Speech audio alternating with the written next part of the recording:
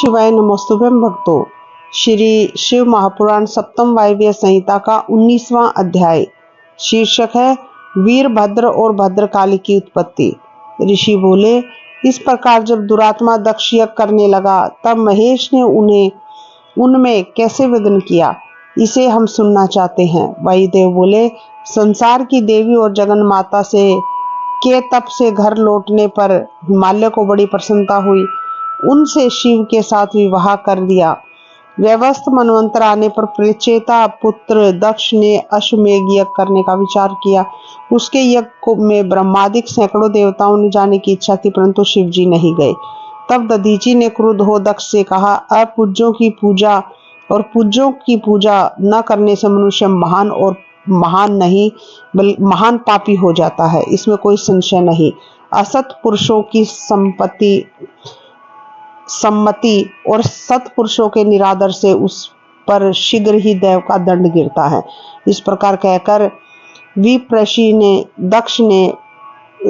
ने फिर दक्ष से पूछा कि पूज्य प्रभु पशुपति भगवान शंकर का अर्चन आपने किस कारण से नहीं किया।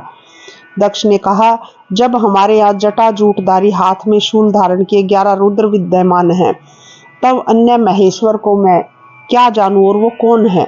दधीचि ने कहा, इन देवताओं को पूजने से क्या होगा, यदि यज्ञ के समान महेश्वर की तुमने पूजा न की।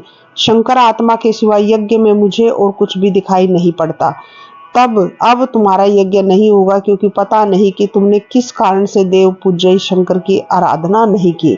ऐसा कहते हुए महामुनि दधीचि महान क्रोध कर अपने आश्रम को चल दिए, परंतु उन मुनि के चले जाने पर भी देवताओं ने दक्ष का त्याग नहीं किया। हे विप्रो, उस समय में देवी ने दक्ष यज्ञ का ध्वंस करने के लिए शिव से प्रार्थना की। तब उसे यह अंतर्यामी शिव ने दक्ष का यज्ञ नष्ट करने के लिए वीरभद्र को प्रकट किया। उसी समय देवी महेश्वरी ने भद्रकाली को उत्पन्न कर वीरभद्र के साथ जाने की आज्ञा दी। तब शिवजी ने वीरभद्र से कहा, हे गणेश्वर, तुम प्रचेतस दक्ष का यज्ञ बहुत ही शीघ्र नाश कर दो और भद्रकाली को इस कार्य के लिए भी अपने साथ लेते जाओ। वीरभद्र उन सब गणेश्वरों में स्थित हो भद्रकाली सहित बहुत ही प्रसन्न हुए।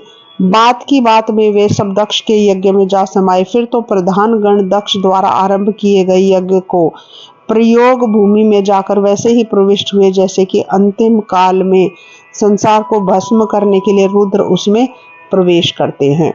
इस प्रकार श्री शिव महापुराण सप्तम वायव्य संहिता का 19वां अध्याय यहीं समाप्त होता है। श्री शिवाय नमोस्तुभ्यं भक्तों।